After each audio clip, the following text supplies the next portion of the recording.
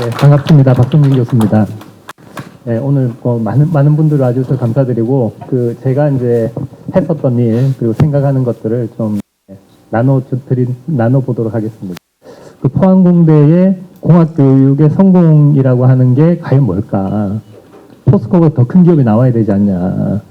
그런 게 가능한 시대가 되지 않았냐? 이런 생각을 하게 됐어요. 그래서 이제 2009년에 이제 모교에 이제 교수로 오게 되면서 포스코가 더 큰 동문기업을 한번 만들어 보자. 혼자 할 수 있는 일은 아니잖아요. 그래서 이제 2010년부터 동문기업 모임도 만들고, 동문 이제 VC 벤처 투자자 모임도 만들고, 동문 변호사 변리사 모임을 이렇게 쭉 만들어 가는데, 서울대 카이스트를 봐도 리스트는 있는데 다 개인기로 이렇게 이제 워낙 역량이 뛰어나니까 하지, 이렇게 이제 그 학교 중심의 어떤 시스템적인 어프로치는 못 하는 거예요. 근데 이게 이제 공동체 의식이 있으려고 그러면 어떤 정신세계가 있어야 되거든요. 그래서 이제 저 스스로도 한번 생각을 해봤습니다. 저는 이거를 왜 하려고 하냐. 사실 저는 이제 포스코에서 번 돈 가지고 다 공부도 하고 박사까지 받고 한 10억 정도 투자를 받은 것 같아요. 교육비로만. 그리고 이제 교수로서 또 월급도 받고, 지난 6년 동안 포스코에서 일하면서 또 임원으로 또 월급 받고, 이제 어떻게 보면 포스코에서 가장 큰 경제적인 혜택을 받은 사람이다. 그냥 포스코가 좋은 거죠. 포항이 좋고. 그러니까 이제 포스코에 컨트리뷰션 하고 싶고, 또 포스텍에 컨트리뷰션 하고 싶고, 그런 생각이 이제 자연스럽게 드는 건데, 그래서 이제 이게 생각을 해서 이제 동문들을 제가 한 500명 정도 만났습니다. 개인적으로. 그래서 마음을 이제 모으는 거죠. 우리가 진짜 포항공대에서 배운 게 뭐냐. 지식이라는 거는 어느 학교나 가서 열심히 하면 배울 수 있다.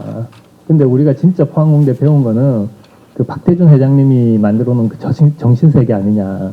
나라 사랑하고, 새로운 거에 도전하고, 본질에 충실한 순수하고. 그래서 우리가 힘을 합쳐서 포스코가 더 큰 기업을 만들면서 포항공대 정말 좋은 학교 만들어줘 감사합니다. 좀 증명을 해드리자. 그리고 이런 활동들을 통해서 그 후배들한테 이 포스텍 정신을 물려주는 것이 초창기 혜택받은 우리가 해야 되는 일 아니냐. 이게 이제 감동이 되니까 나도 동참하겠다 이렇게 돼서 한 500명이 모였어요. 그래서 이제 모여가지고 이제 이렇게 통계 자료도 만들고 하다 보니까 포항공대 동문기업이 이제 한 300개가 넘고, 그 중에 이제 상장된 기업이 30개가 넘습니다. 시가총액도 최대치로 보면 한 15조 원 정도 되고, 그리고 이제 그걸 분석을 해보니까 IT 기업이 한 50% 정도 되고, 바이오 기업이 한 30% 정도 되는데, 포스코는 포항공대를 만드는데 얼마를 들였는가 하면 2조 원을 들였어요. 그러니까 우리나라 사상 최대의 도네이션이에요. 기부를 해서 포항공대 만들었는데, IT 바이오 사업을 못하고 있습니다. 그래서 이게 좀 말이 안 되지 않냐. 왜 못하냐. 이렇게 이제 얘기를 해서, 그러면 너가 와서 한번 해봐라. 그래서 제가 이제 지난 6년 동안 좀 한 부분들이 있는 거고요. 만약에 포스코가 포항공대의 기술 가지고 이제 실용화를 해서 사업을 해서 포스코의 자회사를 만들고 이제 유니콘 기업 1조 원 이상의 가치를 되는 회사를 만들었다. 그러면 포스코는 모든 신사업을 할 수 있는 플랫폼 기업이 될 수 있어요. 그리고 이거는 포항공대를 넘어서서 서울대, 카이스트, 해외 대학, 모든 대학에서 나오는 연구 결과를 상용화할 수 있는 시스템을 갖게 됩니다. 그러면 저는 이제 삼성을 추월해서 다시 한번 포스코가 1등 할 수 있지 않을까. 아까 이제 문충 원장님이 말씀하신 대로 영일 만에 이제 제2의 신하가 다시 태어나는 박태준, 이런 분들을 또 만들어낼 수 있지 않을까. 이런 꿈을 이제 꿔보는 거죠. 이제 이 연구라고 하는 게 처음에는 이제 이렇게 귀족들이 호기심으로 하고, 또 이제 방어를 하기 위해서, 다른 나라를 침략하기 위해서 이제 만들어졌지만, 지금은 미래 먹거리라고 하는 게 연구의 가장 큰 이제 이 이유가 됐어요. 미래를 만들어내는 나라가 연구를 안 한다, 이런 나라는 없다는 거죠. 그래서 과학기술의 연구 논문 수랑 그 세계 GDP 순서랑 똑같습니다. 거의 리니어하게 이렇게 선형적으로 비례를 하고 있어요. 기술이 너무 중요한 거죠. 우리나라를 생각해도 우리나라 아무것도 없었지 않습니까? 자원이 있나요? 국토가 넓지도 않고 돈도 없었고, 근데 인력 가지고 이렇게 했는데 결국 기술인 거죠. 미국처럼 금융이나 시장이 크지 않은데 미국에 우리가 수출할 수 있는 거는 이제 기술 때문에 하는 거죠. 근데 이제 그 기술 이제 미래 먹거리를 위해서 연구를 하는데 그거를 가지고 실제 산업을 하지 않으면 학생하고 논문만 배출해 가지고는 실제 먹거리는 되지 않거든요. 그래서 이제 창업 생태가 만들어지는데 그 창업 생태계의 가장 효율적인 게 뭐냐? 그게 이제 벤처 생태계라는 거. 미국이 만들어낸 시스템. 그래서 이제 보시면은 한 20억 정도의 연구비를 써가지고 창업을 한 경우가 성공 확률이 5%예요. 학부생들이 이제 아이디어 내가지고 창업하는 거는 성공 확률이 200만 분의 1입니다. 하면 안 되는 거예요. 왜냐하면 보호가 안 돼요. 그래서 한 20억 정도의 연구비를 들여서 특허라고 하는 보호장치가 있는 상황에서 창업하는 경우가 5%입니다. 그래서 이제 이 5%부터 이제 시작을 하는 게 실험실 창업이고, 여기에서 한 5년 정도에 한 4, 500억 정도를 더 이제 투자를 해가지고 이제 판매를 할 수 있는 상품을 만들어요. 그러면 이제 성공 확률이 40%예요. 근데 이제 여기에 이제 아이디어부터 시작해서 시장의 상품을 만드는 이 과정이 대기업이 하기는 너무 어려워요. 왜냐? 비용도 이제 고정비도 많이 들고 또 의사결정 구조가 너무 복잡해요. 빨리빨리 뭔가 안 돼요. 그래서 이제 이 부분은 이제 벤처가 감당을 하는 거고, 상품이 만들어지면 판매를 해야 되니까 그때는 이제 조직과 마케팅이 굉장히 중요한 시기가 되고, 그거는 이제 대기업이 가지고 있으니까 요 정도 되면 대기업이 사는 거예요. M&A를 해가지고 사서 신사업을 하는 게 이게 이제 효율적이라는 거죠. 결국은 이 연구라는 거하고 사업하고가 이렇게 거리가 멀리 떨어져 있는 거를 벤처라고 하는 분업화 구조를 가지고 효율을 극대화하는 거예요. 네, 그렇게 해서 이제 만들어지는 거고, 근데 이제 여기에서 보시면은 창업을 하고 난 다음에 이게 손익분기점까지 비용이 들지 않습니까? 돈을 못 버니까. 요거를 이제 데스밸리라고 죽음의 계곡이라고 그러는데, 이 비용을 과거에는 어떻게 됐는가 하면 제일 처음에 시작하는 자본금, 그리고 이제 다른 사업에서 버는 영업이익, 그리고 이제 은행에서 이자를 주고 받아들이는 이제 금융비용, 요거 가지고 커버를 했어요. 근데 지금 그렇게 하지 않는다는 거죠. 지금 어떻게 하는가 하면 처음에 시작할 때 주식이 5,000원이다 그러면 조금 연구개발을 하면 5만 원의 주식을 한 10% 파는 거예요. 그리고 좀 더 이제 기업이 성장하면 또 한 30만 원에 또 자기 주식을 파는 거예요. 그거를 자본이익이라고 그래요. 그래서 투자자들한테 비싸게 자기의 주식을 판매를 해가지고 그 돈을 가지고 죽음의 계곡을 넘어가는 게, 그게 이제 지금 벤처 생태계예요. 그렇게 되면 어떻게 되느냐? 자기 돈 가지고 시작하는 거에 비해서 이 벤처 투자자를 가지고 이 미국이라는 나라가 미래의 가치를 주가에 반영해서 주가를 이렇게 올리는 그 과정을 하면 당대에 수십억, 수백억, 수천억 조 단위 부자가 될 수가 있어요. 앨런 머스크 같은 사람은 수백조 부자입니다, 지금. 상상이 안 되는, 과거에는 상상이 안 됐던 거죠. 그런 일들을 미국이 만들어 놓은 거예요. 미국의 이제 주가를 누가 만드느냐? 이제 미국의 탑 애널리스트들이 포뮬러를 해요. 주가 포뮬러를 하면 그 밑에 있는 투자은행들이 그 포뮬러대로 투자를 해요. 그러면서 전 세계의 게임의 룰을 만드는데, 새로운 게임의 룰을 만들어가지고 대기업의 어떤 이제 인센티브 제도, 영업이익 기반의 인센티브 제도에서는 도저히 상상할 수 없는 주식을 받아가지고 자본이득 기반의 이 인센티브가 엄청난 거죠. 그래서 이제 제일 똑똑한 애들이 창업을 하는 거예요. 그러니까 엄청난 인센티브를 통해 가지고 인력들을 흡수를 하는 그런 시스템을 만들어 놓은 거예요. 그러니까 포항공대 한 5년 전에 99년생, 98년생 이제 대학교 학년의 둘이가 뭐 창업을 해가지고 상을 받았다고 그래서 제가 이제 밥을 사준 적이 있거든요. 근데 이 친구들이 이제 인천과학고등학교를 나왔는데 1학년에 들어오니까 재미가 없어요. 왜냐하면 선수학습도 다 하고. 그런데 이제 선배 창업한 선배가 이제 세미나를 했는데 이게 감동을 받아가지고 수업은 잘 안 하고 얘들이 이제 춤 동아리였는데 이 춤을 댄스를 모션 캡처를 해가지고 AI로 만드는 거를 1년 반 동안 그냥 자기들이 독학을 해가지고 만들었어요. 그래서 이거 이제 한번 우리 창업해볼까 그래서 휴학을 하고 창업을 했는데 네이버에서 40억 투자를 받았어요. 그래서 자기들보다 나이가 10살 많은 사람들을 막 이렇게 채용을 해가지고 빨리 미국 갑시다 이렇게 해가지고 뭐 CES의 전시회도 참가하고 막 이러는데 가만히 이렇게 보니까 얘들이 재벌 2세처럼 사는 거예요. 근데 자기 아버지 돈이 아니에요. 그런 시대가 됐다는 거죠. 네, 그래서 세상이 이제 바뀐 겁니다, 여러분들. 그렇게 해서 이제 제일 똑똑한 애들 일로 들어가게 이제 된 거고요. 그래서 이제 우리나라의 저는 좀 강조하고 싶은데, 2011년에 제가 이제 이 운전을 하면서 라디오를 들었는데, 이렇게 얘기를 하더라고요. 우리나라가 이제 12월 달인데, 우리나라가 전 세계의 9번째로, 무역 1조 달러 국가가 됐다. 그래서 이제 수출은 대영 제국, 전 세계 땅의 25%를 차지하고 있던 대영 제국을 넘어서 우리나라가 세계 7위 이제 수출 국가가 됐다. 54개국, 아프리카 전체 대륙의 54개국 GDP보다 대한민국이 더 높아졌다. 이렇게 이제 굉장히 감동적인 얘기를 하더라고요.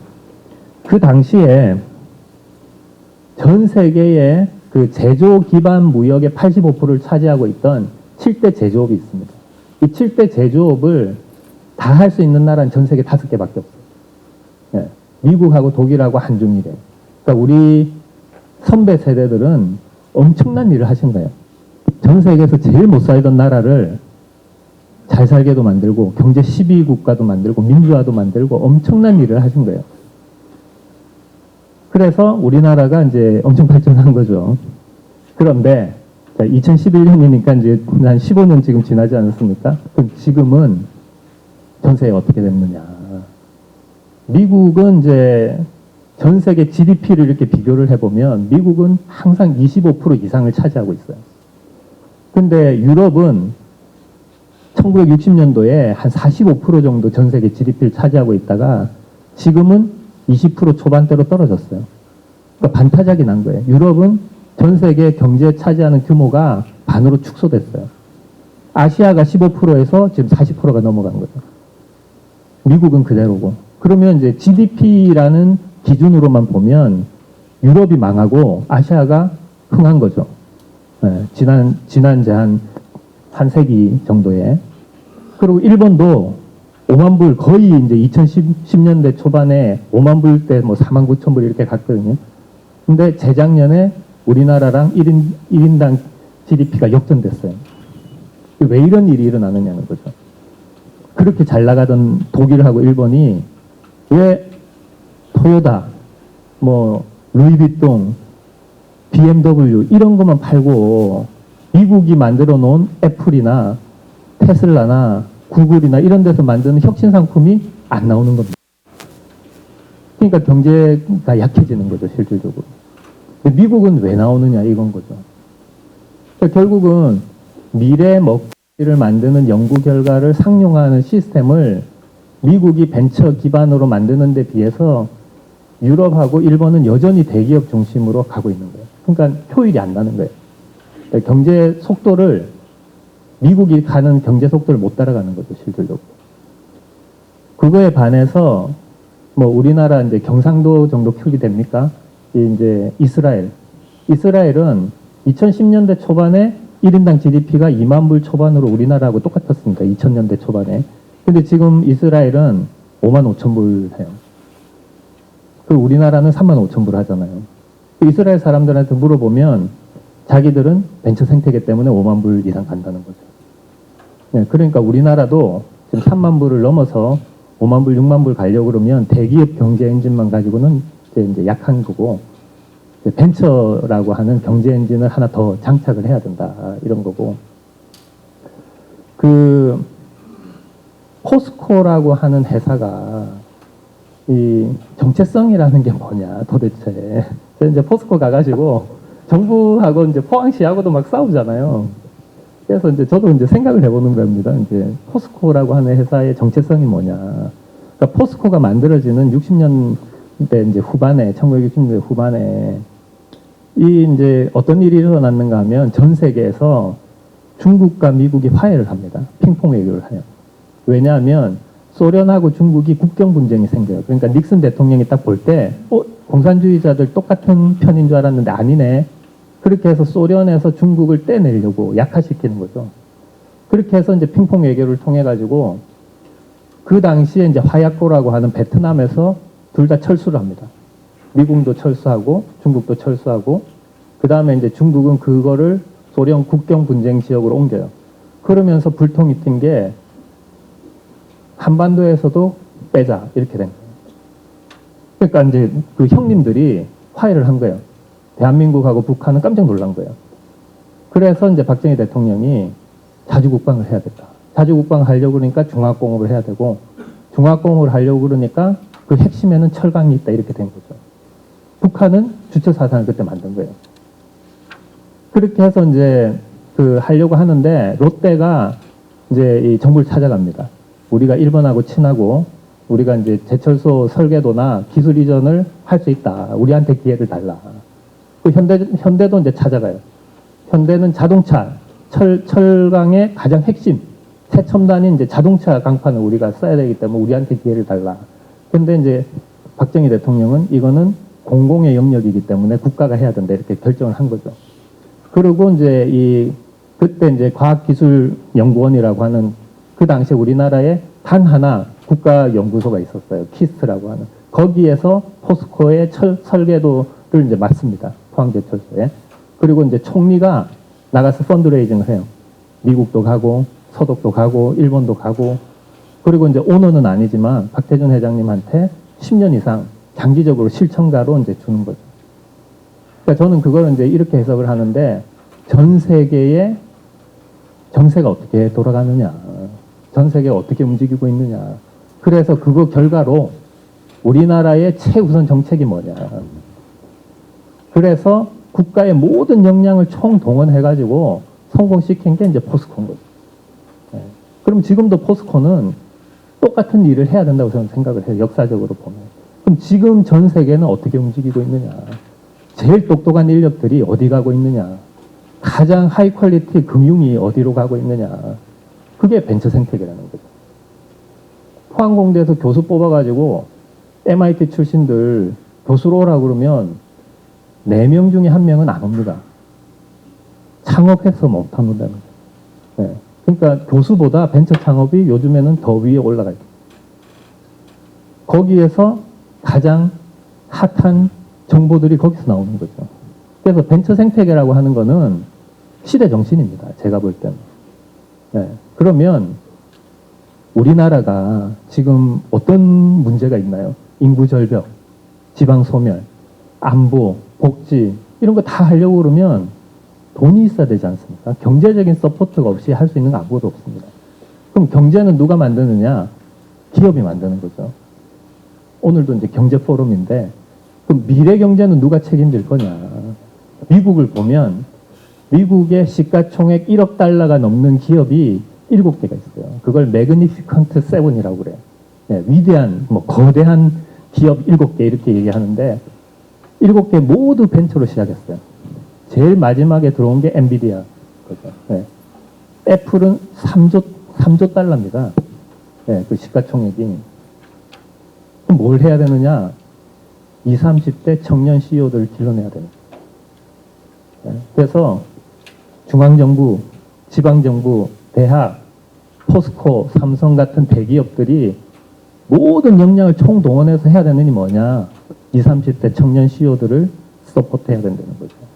그게 지금 저희들이 할 일이다. 저는 그렇게 생각을 하는 거고, 그거를 가장 잘할 수 있는 도시가 어디냐?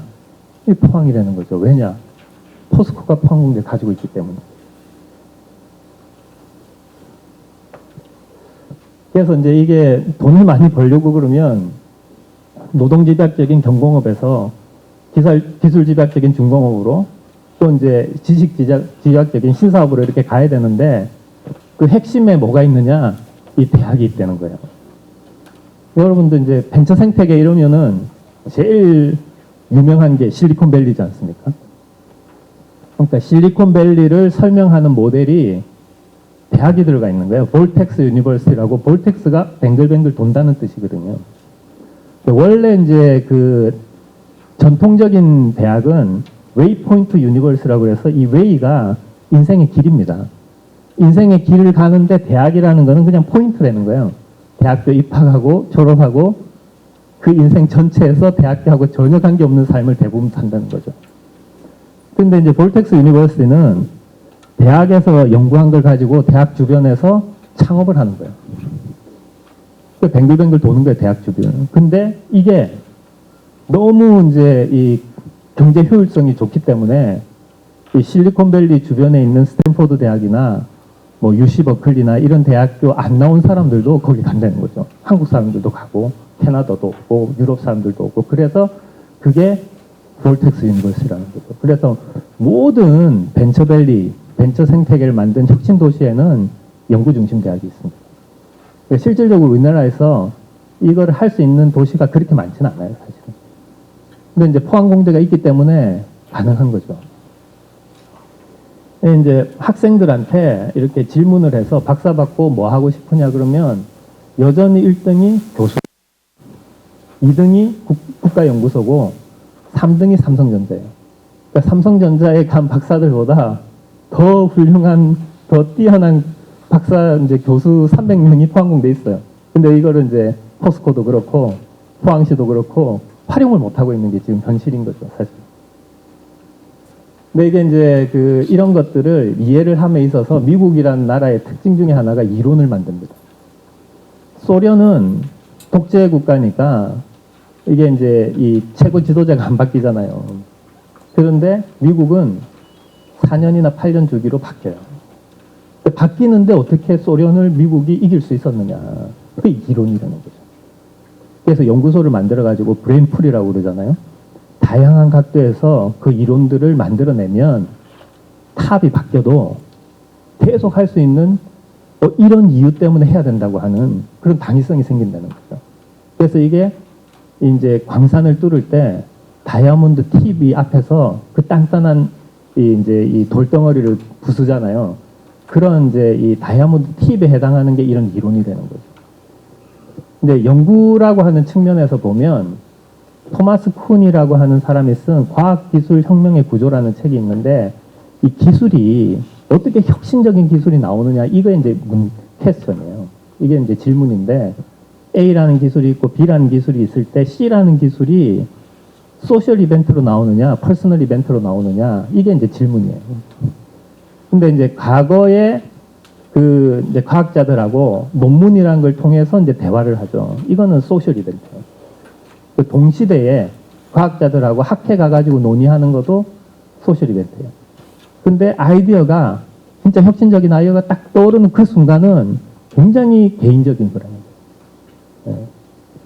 1등도 금메달 한 사람이 받잖아요. 1등을 못하면 노벨상도 못 받고 특허도 못 쓰고 아무것도 못하는 거예요. 그래서 잘하는 사람을 더 잘하게 하는 이 수월성, 엑셀런시를 추구하고 그거를 인정해주는 사회가 혁신적인 과학기술이 나온다는 거예요. 노벨상들이 나온다는 거예요. 일본 그 노벨상 받은 애가 후배들한테 노벨상을 받고 싶으면 미국 가라는 거예요. 왜냐하면 노벨상을 받든지 특허를 하든지 개인한테 가장 큰 경제적인 베네핏을 주는 나라가 미국이라는 거예요. 그래서 다 미국 가는 거죠, 실질적으로. 그래서 이제 평균적인 그 평균을 높이는 정책도 필요하고 잘 못 따라오는 분들을 케어하는 복지 정책도 필요하지만 잘하는 사람을 더 잘하게 만드는 이 정책이 없으면 새로운 사업을 못 만들어낸다는 거죠. 그래서 이거를 이제 인정해주는, 개인의 위대성을 인정해주는 그런 사회 분위기가 굉장히 중요하고, 그게 이제 지금 현재는 이제 미국이라는 나라라는 거죠. 근데 실질적으로 현실에서 내가 노벨상을 받겠다, 내가 애플 같은 회사를 만들겠다고 해서 시작을 하잖아요. 아무도 안 알아줍니다. 투자도 안 해주고 뭐 물건도 안 사주고. 그래서 사실은 이제 개인의 위대성을 기반으로 해가지고 이 벤처 생태계라는 걸 하지만 개인의 연약함을 먼저 보게 돼 있어요. 그래서 이제 이걸 개인의 연약함을 가지고 야, 이제 2달 있다 보면 월급 줄 돈이 없는데 어떡하지? 저도 미국에 있으면서 6개월 동안 월급을 못 받았어요. 회사 통장에 돈이 없어요. 그럼 자기 어깨에다가 와, 우리 가족은 어떡하지? 우리 그 직원들의 가족은 어떡하지? 엄청난 이 책임감을 어깨에 짊어지는 것 자체가 이 축복입니다, 여러분. 그러면 기름기가 빠지게 돼 있어요. 어느 대학교 나왔다, 뭐 박사 받았다, 이거는 의미가 없습니다. 아, 내가 만들어낸 지식이 아니라 시장에서 채택해 주는 게 그게 최고의 지식이구나. 시장을 알게 돼 있어요. 그 상대편 주머니에 있는 돈을 빼내는 걸 위해서 무릎을 꿇고 머리를 숙이게 돼 있어요. 그 시장을 알아가는 과정이고, 또 잘 되든 못 되든 싸우거든요. 잘 되면 왜 너가 많이 갖고 가냐 싸우고, 못 되면 누구 탓이다 이렇게 싸우거든요. 그럼 싸우다 보면 망하는 거죠.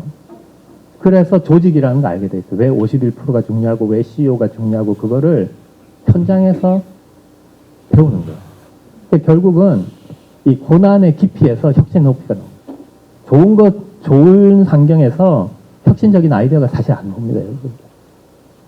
1조 원의 가치를 가진 회사를 유니콘 기업이라고 그러는데, 유니콘 기업을 만들려면 마이너스 1조 원의 고난을 극복을 해야 됩니다.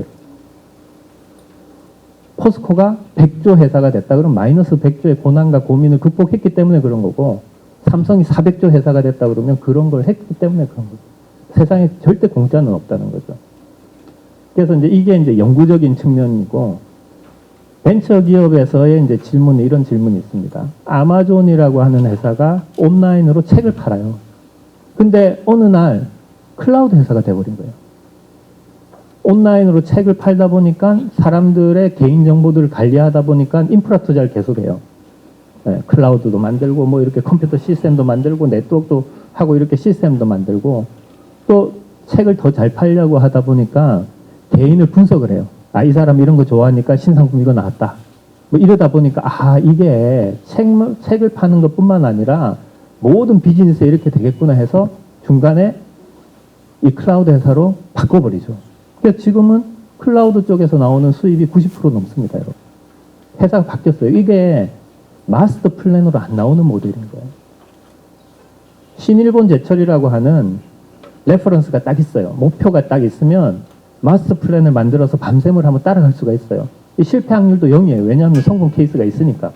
자기가 능력이 없어서 못 따라갈 것 뿐이지 실패할 확률은 빵인데, 갑자기 애플 같은 데가 휴대폰을 만들고 하는 거를 어떻게 만드느냐는 거죠, 실질적으로.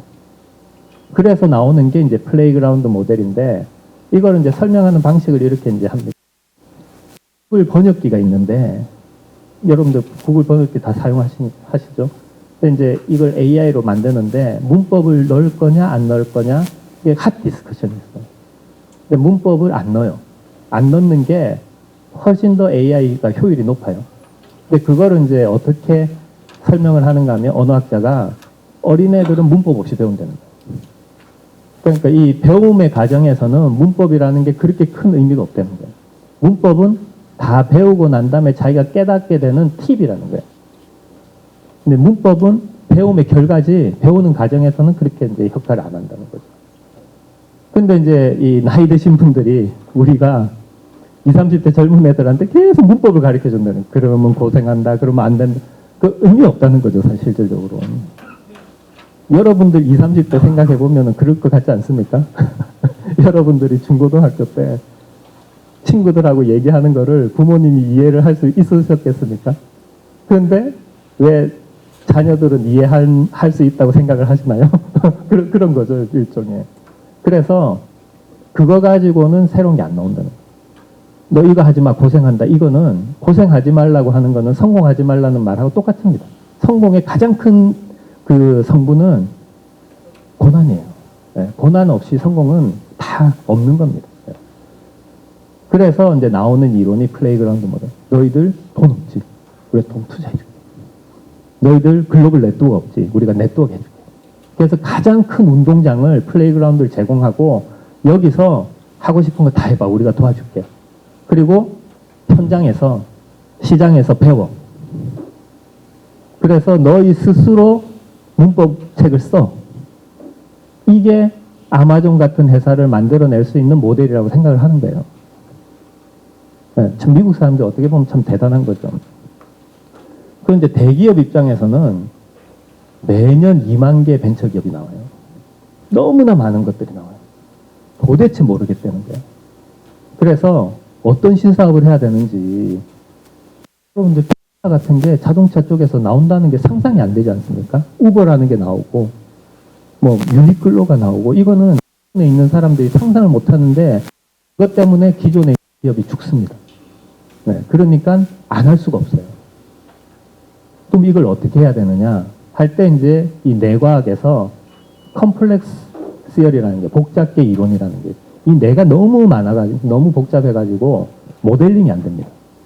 네, 뭐 양자 컴퓨터가 나오면 이제 될 거라는 얘기도 있습니다. 근데 지금 현재 컴퓨터 가지고는 이 모델링이 안 돼요. 그러면은 어떻게 하느냐면 이거 그냥 블랙박스로 놔둬놓는 거예요. 근데 이제 인풋을 주는 거죠.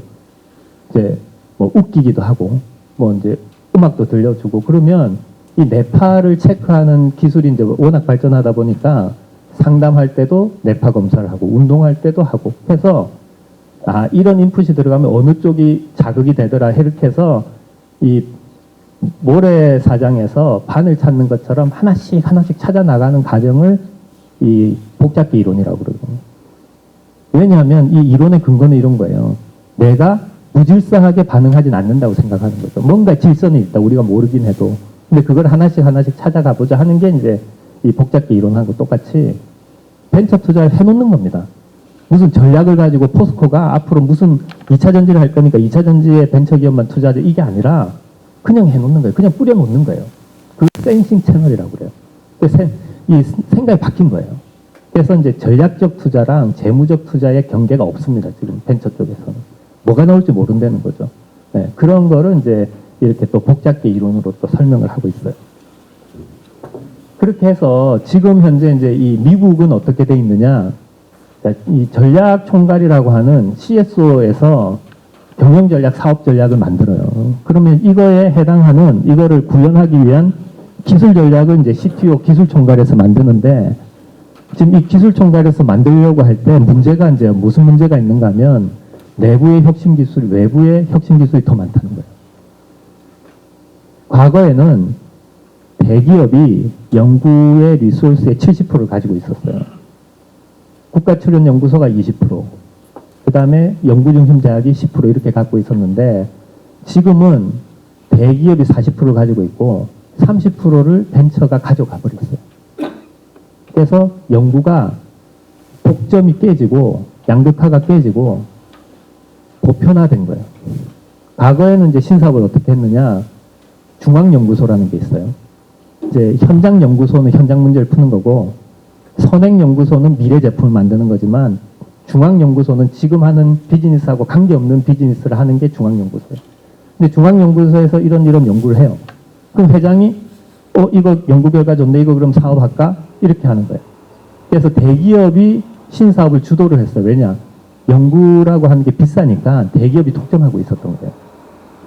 그래서 LCD를 투자를 하고 PDP라는 기술이 있어도 거기에 투자 자금이 리턴 될 때까지는 신사업 투자 안 합니다. 왜냐? 한 대여섯 개 정도 대기업이 카르텔을 형성하면 안 할 수 있거든요. 근데 지금은 리튬 폴리머 배터리가 나왔는데도 불구하고 전고체 배터리 또 하고 있어요. 왜냐? 벤처 쪽에서 치고 올라오니까. 대기업이 연구 컨트롤이 안 되는 거예요. 근데 경제라는 건 항상 그런데 어떤 독점적인 지위를 갖고 있는 그거를 없애버리고 많은 사람들이 활동할 수 있게끔 해주는, 그러면 이제 보편적이 되지 않습니까? 그럼 그 자원이 많은 사람들이 쓸 수 있게끔 그러면 경제가 발전하게 돼요. 네. 그래서 연구의 양극화를 보편화로 바꾼 게 벤처 생태계입니다.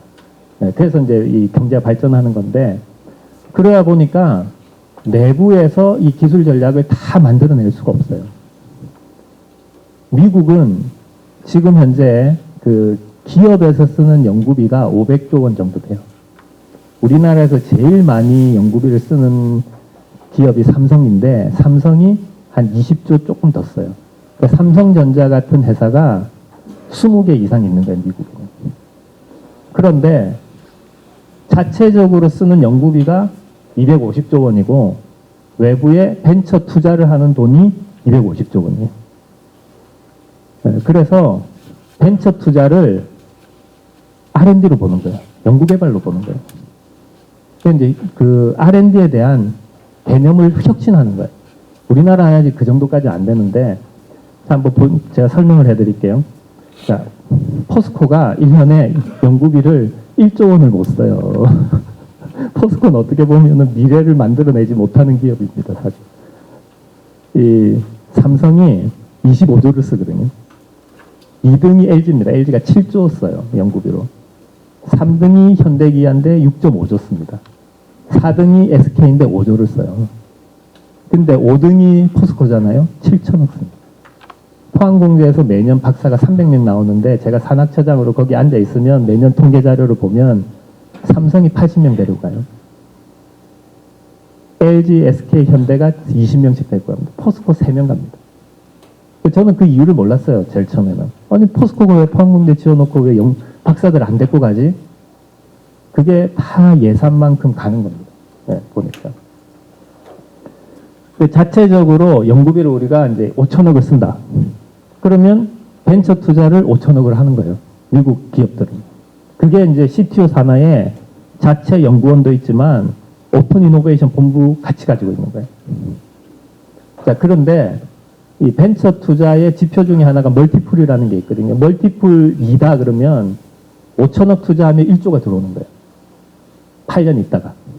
예. 이제 벤처 기업이 성공할 때까지 시간이 걸리지 않습니까?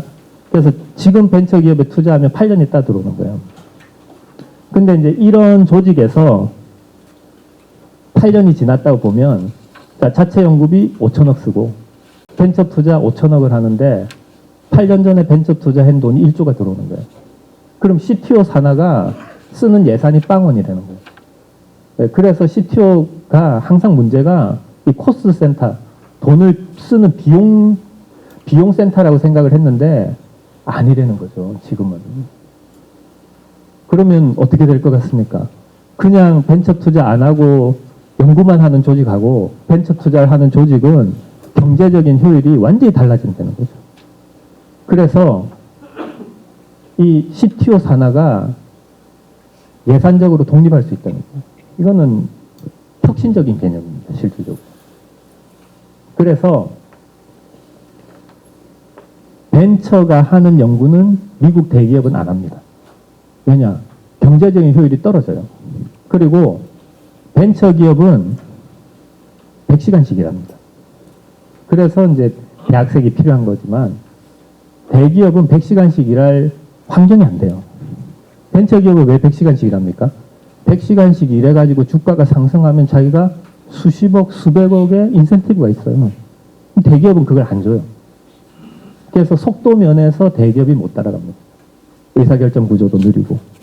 그래서 벤처를 활용해서 대기업은 벤처가 할 수 없는 연구를 하고 벤처를 활용해서 과거에 10년 할 연구를 5년으로 줄여요. 10명이 할 연구를 5명이 줄여요. 그게 지금 미국의 글로벌 스탠다드 CTO 산하의 조직이에요. 우리나라 그거를 이제 따라가야 되는 거죠. 네. 우리나라 벤처 투자는 미국의 한 50% 정도 수준이에요. 그러니까 아직도 갈 길이 굉장히 사실은 먼 거죠.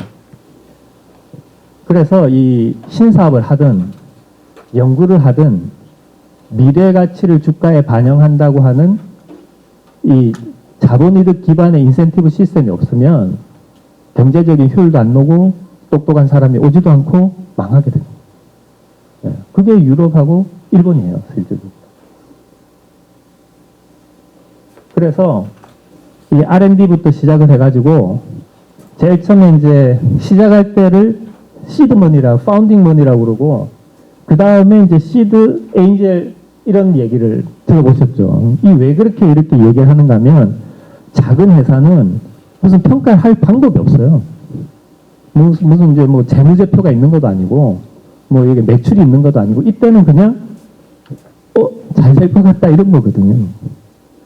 이때는 이거를 R&D라고 보는 거예요. 네, CTO 산하에서 여기까지 커버를 하는 거고 시리즈 B 이상 돼가지고 진짜 상품도 만들어지고 시장에서 매출도 나오고 할 때부터 CSO에서 이 회사를 우리가 신사업으로 쓸까 말까 이렇게 한다는 거죠. 그래서 이 R&D 경제가 이쪽으로 확장된 거죠, 실질적으로. 그래서 이제 실리콘밸리에 있는 그 VC들은 스탠포드 대학 교수님들이 어떤 연구를 하는지 다 알고 있어요. 그래가지고 이제 큰 특허가 딱 나오잖아요. 그럼 찾아가가지고 창업합시다 이렇게 얘기해요. 아니 아직 한 20-30% 더 개발해야 된다. 그거는 창업을 해서 벤처 투자 돈 받아가지고 빨리 승부를 봅시다 이렇게 얘기해요. 그게 더 쌉니다 이렇게 얘기를 해요. 그런 게 모더나, 보스턴 다이너믹스 이런 겁니다. 여러분들 그 백신 맞으셨어요? 모더나 백신? 그래서 나온 거예요. 이 실패하면 어떡합니까? 그러면 실패하면 싸게 팔리는 시장이 있다는 거예요. 미국은. 그 정도로 성숙했다는 거죠. 그래서 벤처가 사업하는 쪽으로도 올라가지만 R&D로도 또 내려가가지고 이게 이제 경제가 엄청나게 이제 커지는 게 이제 그래서 이제 R&D에 대한 생각을 바꿔야 되는 거죠. 우리나라도 과기부가 대학 연구소에서만 하는 R&D가 다가 아니다 이렇게 생각을 이제 바꿀 수 있어야 돼요. 그러면 이제 이 벤처라고 하는 게 왜 이렇게 커졌냐 이거를 이제 추진력이 어디서 나오느냐. 그 첫 번째가 이제 금융이에요. 그 이제 미국에서 탑 25% 안에 드는 벤처 투자자들, VC들의 지난 40년 동안 평균 수익률이 얼마였냐? 26%였어요. 여러분들 20% 이상 수익을 내는 금융상품이 없잖아요. 그러니까 벤처 기업에 계속 돈이 들어오는 거예요. 그래서 뭐 여러분 들어보셨는지 모르겠는데 시리즈 A, B, C, D, E, F, G, H까지 나왔거든요. 그래서 이제 이 엑시시라고 그러는데 벤처 투자자들은 이걸 상장을 하든 다른 회사가 M&A로 사든 해서 회수를 해야지 먹고 살잖아요. 투자자들은. 그 회수를 안 하고 이 금융시장 자체만 가지고도 조 단위 10조 정도 되는 데카콘 정도를 만들어낼 수 있는 인디펜던트한 금융시장이 돼버린 거예요. 금융상품 서포트가 이제 엄청나다. 우리나라도 벤처 투자 금액이 한 160조 원 정도 됩니다. 저축은행 그보다 더 큰 시장이에요. 근데 이제 우리나라가 이거보다는 한 300조 시장까지 가야지 미국 정도 수준. 우리나라가 이제 R&D를 GDP에 4.9%를 쓰잖아요. 미국은 2.7% 쓰거든요. 우리나라는 0.3%를 벤처 투자하는데 미국은 0.7% 벤처 투자합니다. 그렇게 보면 우리나라 한 300조 정도 또 올라가야지 이제 미국처럼 된다. 그때는 이 창업가들의 이 이제 혁신적인 비즈니스 모델이죠. 아까 이제 아마존 것처럼 이 사람들이 먹고 살기 위해서 엄청난 고난 속에서 대기업이 생각할 수 없는 혁신적인 아이디어를 내는 거예요. 그러니까 에어비앤비라든지 뭐 우버라든지 이런 것들이 막 나오면서 기존의 기업들이 엄청나게 위협을 받게 되는 거죠, 실질적으로. 우리나라도 벤처를 안 하는 대기업은 아무데도 없습니다. 삼성은 이미 전 세계 10위권의 벤처 투자 기업이에요. 우리나라 내부에서 잘 안 해요. 왜냐하면 공정거래법 때문에 안 하는 거예요. 이제 세 번째가 여러분들 들어보셨는지 이제 이 데이터 기반 사회라고 하는 데이터가 엄청나게 중요하다는 이게 이제 그 벤처라는 게 IT부터 시작해서 이제 팬데믹 때문에 바이오로 가고 지금은 이제 제조까지 모든 영역에서 이제 벤처가 되는데 그 첫 번째 이제 하나가 데이터라는 거죠. 이 데이터 왜 중요하냐? 이제 기업에서 전략을 만들기 위해서 예측을 해야 될 거죠. 미래를 예측을 해야지 전략을 만드는데 이거를 이제 어떤 원리, 이론 이런 걸 가지고 이제 만들어내는 연역적인 방법이 모델링 시뮬레이션이에요. 그래서 모델링 시뮬레이션이 왜 중요하냐? 미래를 예측할 수 있기 때문에 중요한 거고. 근데 여기는 10% 에러가 있어요. 근데 현장에 있는 데이터를 다 모아. 구글에서 구글링 하는 데이터 다 모으고 현장에 있는 데이터를 다 모아요. 이건 이제 기납법적인 거죠. 경험적인 거죠. 근데 이걸 가지고 빅데이터 AI를 하면 패턴이 나오면 에러가 1%예요. 그러면 10% 에러를 가지고 있는 미래를 예측하는 툴과 1% 에러를 가지고 있는 미래 예측하는 툴은 완전히 다른 비즈니스를 한다는 거예요. 어떤 비즈니스를 하느냐? 모든 걸 예방 산업으로 다 바꾼다는 거예요. 물건이 떨어지기 전에 미리 주문을 하는 거예요. 부품이 망가지기 전에 미리 바꾸고 병이 걸리기 전에 미리 예방을 하는 거예요. 그러면 어떤 일이 일어나느냐? 이제 인벤토리 코스트, 재고 비용을 줄일 수가 있어요. 그리고 이제 쿠팡처럼 서플라이 체인, 유통 비용을 줄일 수 있어요. 그리고 이제 고정비를 줄일 수 있고 또 다른 하나가 보험료를 줄일 수 있어요. 위험 부담을 줄이기 때문에. 그래서 20%에서 70% 정도 원가 절감이 가능하다고 이렇게 생각을 하는 거예요. 이루어졌느냐? 그렇진 않아요. 여기에 이제 핵심 중에 하나가 또 바이오 헬스케어예요.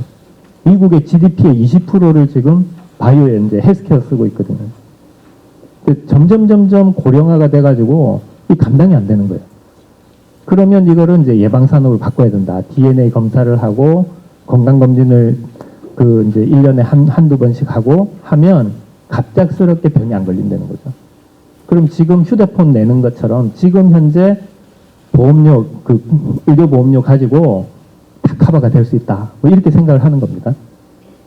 그래서 이제 첫 번째 하나는 예방산업으로 간다는 거고, 그러면 이제 두 번째는 이 예방산업으로 갈 때 데이터가 중요하다고 그랬는데 이 데이터를 제공하는 기업을 플랫폼 기업이라고 그러잖아요. 근데 플랫폼의 데이터를 쓰는 기업들은 이제 있는 건데 그걸 앱이라고 그러죠. 그래서 이제 SK텔레콤의 가장 큰 고민이 그건 거죠. 자기들은 이제 우리나라 전체에 뭐 5G를 깐다 그러면 2천억 정도 든다고 그러더라고요. 그러면 이제 여러분들이 한 10만 원, 5만 원, 10만 원 내는 거잖아요. 전화비로. 자기들은 개인당 한 5만 원, 10만 원 받는데 쿠팡, 카카오 이런 데는 2, 30만 원씩 갖고 가는 거예요. 망 사용료도 안 내고. 그러니까 이제 이게 깜짝 놀랄 일인 거죠. 그래서 이 시스템을 제공하는 기업들보다 이 시스템을 활용하는 기업이 돈을 더 많이 버는 거예요. 이거를 이제 수평 플랫폼 기업이라고 그래요. 현대자동차를 보면 현대자동차가 있고 1차 밴더, 2차 밴더, 7차 밴더까지 있잖아요. 그럼 현대자동차 직원들이 월급 제일 많이 받고 조금씩 줄어가잖아요. 근데 그렇지 않다는 거죠. 이게. 예. 그래서 이제 그런 부분들이 이제 있고 그런 것들을 이제 활용하는 비즈니스 중 언번들링 비즈니스라는 게 있는데 과거에는 여행사에 가면 호텔, 비행기표, 여행상품 한꺼번에 사요. 그걸 번들링이라고 그래요. 따로따로 사는 거를 언번들링. 요즘에는 애들이 비행기표는 이 앱에 가고 호텔은 저 앱에 예약을 하고 다 틀리게 한다고. 그래서 이제 그 하버드 대학교에서 한 5년 전에 언번들링 에듀케이션 이렇게 해서 이제 이 에듀텍 한 15개, 20개를 활용해가지고 학생들 이렇게 선발할 때, 그냥 강의할 때, 강의 평가할 때, 진학 지도를 할 때 다 개인 맞춤형으로 바꾸겠다는 거예요. 원래 이제 개인으로 이렇게 프라이빗 레슨, 개인 강의 좋은데 비용이 많이 들기 때문에 평균에 맞춰서 하는 게 스쿨, 학교지 않습니까? 대중교육. 그런데 빅데이터 AI를 쓰면 대중으로 비즈니스를 하면서도 개인 맞춤형이 다 된다는 거예요. 모든 분야에. 네. 그래서 이제 언번들링 비즈니스라는 개념이 나오고 그렇게 하다 보니까 내 데이터가 데이터가 진짜 중요하구나. 데이터 가지고 뭐 한 구글은 전 세계 대통령이 누가 되는지 다 안다더라. 그래서 그런데 내 데이터 가지고 왜 네가 마음대로 쓰냐라고 한 데이터 주권이라는 개념이 나와요. 그럼 내 데이터 가지고 너가 돈을 벌면 나한테도 뭔가 돈이 들어와야 되지 않냐? 이게 이제 프로토콜 경제라는 거죠. 내가 DNA 데이터를 오픈을 하면 그 DNA 데이터 가지고 비즈니스를 하면 나한테도 뭔가 코인이 어떤 프로토콜, 어떤 규칙에 의해서 나한테도 다시 돌아온다. 이런 거를 이제 점점 추구하고 싶다 이런 거죠. 뭐 예를 들어서 여러분들 은행에 저금을 해요. 근데 여러분들한테 허락도 안 받고 막 이렇게 아무 기업이나 이렇게 대출을 해주잖아요. 나는 이런 기업에 대출하라고 내 저금을 한 거 아닌데? 근데 방법이 없지 않습니까? 근데 이제 블록체인으로 하면 그게 다 방법을 할 수 있다는 거죠. 네. 그래서 이제 그런 쪽으로 가서 이게 이제 데이터 소사이어티가 돼서 여러분들이 데이터를 이제 평생 이제 라이프타임 데이터를 갖고 있으면 금융적으로나 컨설팅을 다 받고 헬스케어적으로 당신 DNA를 보니까 뭐 이런 이제 이 비타민이 필요합니다. 뭐 이런 운동이 필요합니다. 이런 이제 음식은 금지해 주세요. 이런 것들이 점점 이제 발전할 거다. 그래서 이제 이 팬데믹 기간 중에 벤처 투자의 50% 이상, 훨씬 50%가 넘게 빅데이터 AI에 투자된 이유가 모든 비즈니스를 다 바꿀 거다라고 이제 상상을 하는 거죠, 실질적으로. 이건 이제 미국이 이제 가지고 가는 겁니다. 근데 그 중에 하나가 이제 이 테슬라예요. 테슬라는 토요타나 포드나 이런 데보다 주가가 어마어마하게 높아요. 왜 높으냐? 우리는 자동차 회사가 아니라는 거죠. 이 테슬라가 이제 이 전기 자동차가 배터리가 충반전을 해야 되기 때문에 배터리 매니지먼트 데이터라는 거를 모아요. 가다 보면 배터리가 얼만큼 이렇게 이제 줄어들고 또 이제 충전을 하고 이 데이터를 모으는데 이 데이터를 모으면 어떤 걸 할 수 있느냐? 빨리 가서 충전을 하세요. 뭐 이런 것도 할 수 있지만 이 자동차 가격, 중고차 가격도 우리가 예측할 수 있다. 그 다음에 이제 도 우리가 예측을 할 수 있다. 심지어는 그거 가지고 음극재, 양극재, 재료 설계도 할 수 있다. 그렇기 때문에 우리는 자동차가 아니라 애플처럼 플랫폼 회사로 주가를 반영해 달라. 이게 이제 테슬라가 주장하는 겁니다. 실질적으로. 그래서 테슬라 주가가 다르게 이제 적용이 되는. 이제 데이터가 그만큼 중요하다 이런 뜻이겠죠. 그러면 이제 이 포스코는 이제 뭘 하고 있느냐. 여러분들 포스코는 알다시피 뭐 이게 다 서독도 실패한다, 미국도 실패한다 이거를 만들어내 무에서 유를 창조한 성공의 DNA를 가지고 있는 지금 현재 뭐 차량 전 세계 차량 10대 중에 한 대가 포스코 강판을 쓰고 있는 엄청난 기업이 이제 성공한 거고 그래서 국내 사상 최대 2조를 해서 이제 포항공대 뭐 리스트 방사관 가속기 이런 이제 산학연 캠퍼스를 만들었습니다. 그래서 이제 연구를 하면 뭘 해야 되겠습니까? 벤처를 만들어야죠. 연구를 하면 벤처를 만들어야 돼요. 그래서 이제 1조 펀드를 만들어가지고 이거를 이제 제가 이제 지난 5년 동안 좀 했었던 거고요. 제가 이제 할 때 했던 건 이런 겁니다. 벤처 기업들이 포스코를 도와주려고 생각하지 말고 당신네들이 포스코보다 더 큰 기업이 되기 위해서 포스코가 가지고 있는 비즈니스 유닛이 있고 리서치 유닛이 있고 가 있고 벤처 생태가 있는데 이거를 통해서 당신네 기업이 더 잘 될 아이디어를 달라. 포스코가 지금의 포스코가 되기까지 국가와 사회에 엄청난 이제 서포트를 받았는데 그거를 전문 창업자들한테 되돌려 주겠다. 큰 꿈을 꿔라. 뭐 이거를 이제 제가 이제 지난 5년 동안 했던 거고요. 이게 포항공대 캠퍼스입니다.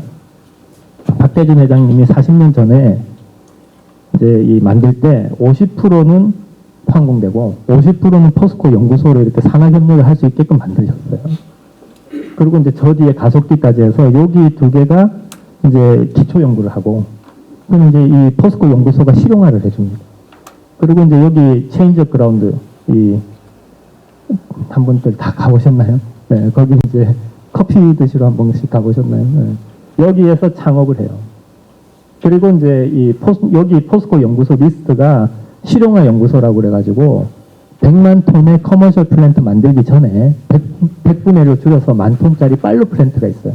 그 10,000톤짜리 파일럿 플랜트는 R&D라고 보기 때문에 이 리스트가 파일럿 플랜트 8개를 가지고 있어요. 거기 가보면 양극재 공장 같은 데 가보면 뭐 디지털 트윈도 다 돼 있고 엄청 잘 돼 있어요. 그걸 이제 벤처 기업들한테 보여주니까 우리도 공장이 없는데 우리도 공장 세울 때 좀 포스코가 도와주면 좋겠다.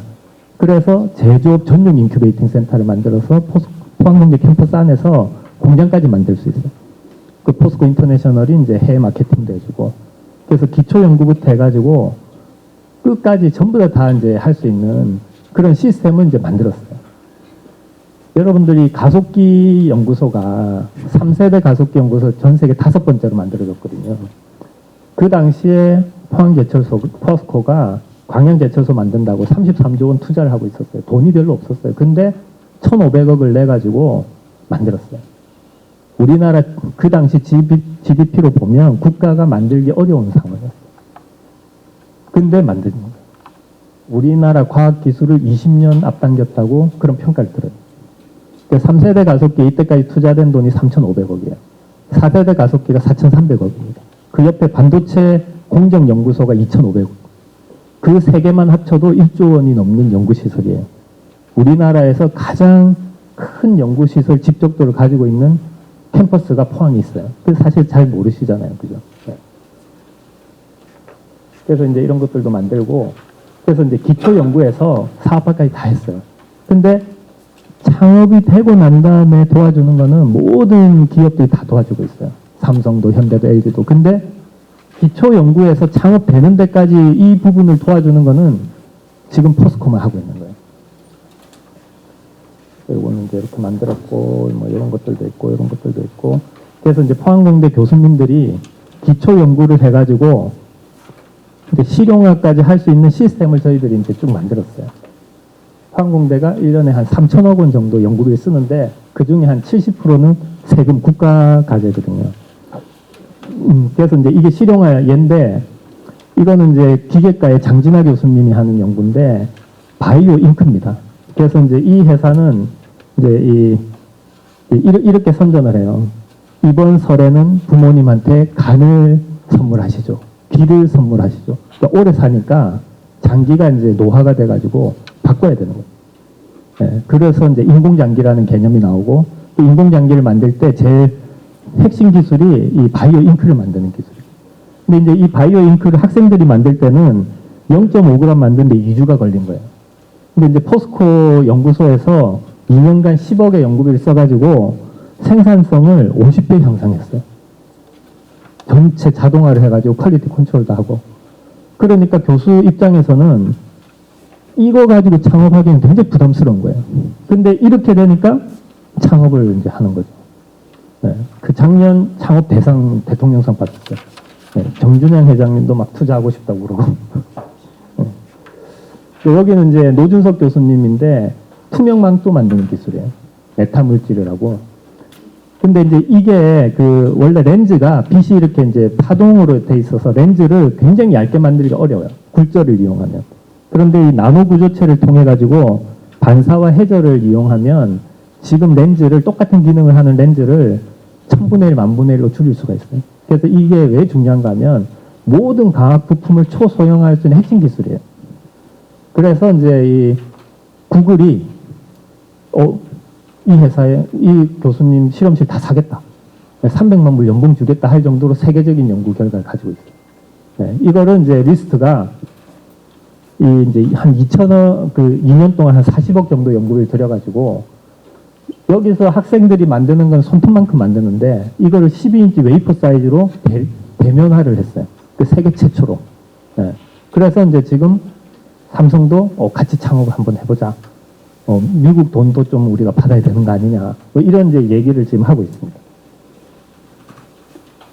그래서 이제 이런 결과를 가지고 이제 CEO를 모집해서 창업을 하는 프로세스를 저희들이 만들고 그 창업이 되면 이제 사무실 공간이 있어야 되니까 그걸 체인지 업 그라운드라고 그래가지고 이제 포항, 광양, 서울, 실리콘밸리 이렇게 만들고 그리고 이제 제조업 기반, IT, 바이오 각 분야에 대해서 이제 인큐베이팅 시스템을 만들었어요. 그래서 이제 또 이렇게 좀 다 이제 이렇게 만들었고, 네. 그렇게 해가지고 결과가 저희들도 이제 깜짝 놀랐는데, 저희들은 한 3년 걸릴 줄로 생각했는데 1년 2개월 만에 다 찼어요. 네. 그러니까 이제 벤처 기업이 중기에 많이 있었던 거죠. 네. 한 70%는 포항공대 관련된 기업. 또 이제 포스코 신사업 전략도 만들고, 이게 하나의 예인데, 이 황인환 교수님 생명과에 한인환 교수님이 식물의 씨앗에다가 단백질을 집어넣어요. 그러면 식물을 키우면 이 단백질이 계속 커지겠죠. 그러고 난 이제 추출을 하면 식물 기반의 단백질 공장이에요. 백신도 만들 수 있고. 식물 기반으로 단백질 만들면 독성이 굉장히 적다고 그래요. 근데 이제 이거를 가지고 이제 창업을 해서 식물 공장을 만들어야 되잖아요. 그럼 뭐 온도, 습도, 조도 이런 걸 컨트롤하는 거를 이제 포스코 연구소가 만들어주고 2.5% 지분을 받았어요. 그리고 이제 이게 이제 돼지열병 백신을 만들었는데 이게 잘 되니까 캐나다에서 러시아에서 수출 의뢰가 와서 포스코 인터내셔널이 이제 해외 마케팅을 해주는 거죠. 네, 그렇게 해서 이제 이런 이제 이그젠플들이 있는데 계속 많이 생길 수 있다는 거죠. 네. 공장도 만들고 실용화도 하고 창업도 되고 또 수도권에서 내려오기도 하고 그래서 서울대 총장님이 보직 교수님들 데리고 다 여기 보고 가셨어요. 그리고 대전시에 기획전략실장님이 또 포항공대 캠퍼스 다 보고 가서 똑같은 얘기야. 서울대 지금 가장 필요한 게 포스코다. 포스코의 실용화 연구소 분소를 서울대 캠퍼스에 만들어 달라. 대전도 대전의 미래가 포항에 있는지 몰랐다. 우리가 돈하고 예산하고 다 줄 테니까 리스트 대전을 포스코 연구소 대전을 만들어 달라. 그러니까 다 연구를 많이 하는데 창업이 안 되잖아. 근데 포항에 오니까 그게 있네 이렇게 생각이 든 거죠 실질적으로. 그래서 이제 펀드도 만들어 가지고 해외 펀드까지 만들어 놓고 그렇게 해서 이제 이런 것들을 이제 쭉 다 이제 시스템을 만들었어요. 2차 전지 관련된 벤처 기업들 전부 다 저희들이 조사를 해가지고 이제 포스코하고 연계를 하고 로봇 기업들도 이제 연계를 하고 뭐 이런 일들을 쭉 하고요. 그렇게 해서 이제 보니까 저희들이 깜짝 놀랄 일이 생겼는데 수도권에서 58개 기업이 포항에 내려왔어요. 그래서 만들어진 일자리가 300개가 넘어요. 저희들이 이제 조사를 해봤어요. 왜 이런 일이 일어나냐. 시스템이 되니까 과거에는 포항공대 졸업하고 서울에 가서 창업하는 애들이 포항에서 창업하는 거예요. 아, 여기가 더 좋다.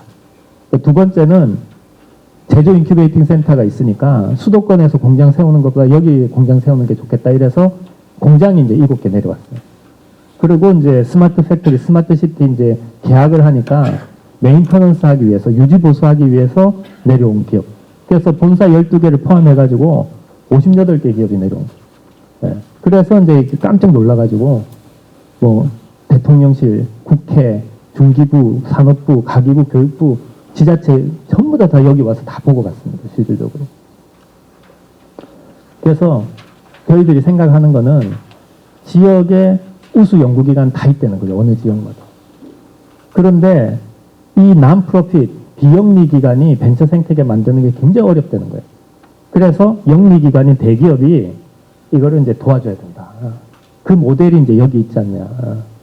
서울대학교하고 삼성전자가 하기가 힘들어요. 왜냐하면 서로 너무 이제 생각이 다르니까. 근데 포항공대 포스코는 뿌리가 같으니까 우리가 이제 해서 우리가 철을 만들어 가지고 전국에 산단도 만들고 교량도 만들고 철도도 만들어서 우리나라 전체의 근대화를 이제 해둔 것처럼 포항에만 잘 먹고 잘 사는 게 아니라 포항공대 포스코의 이 산학 협력 기반의 벤처센터를 만들어서 서울대도 변화시키고 카이스트도 변화시키고 다른 지역도 변화시키고 삼성도 변화시키고 그래서 우리나라 전체가 다 변해야지 5만 불, 6만 불 갈 수 있다. 우리만 변해서는 안 된다. 그게 이제 포항의 정신 아니냐. 이렇게 이제 생각을 하고 있습니다. 네, 이상 제가 준비한 발표 마치도록 하겠습니다. 네, 감사드립니다.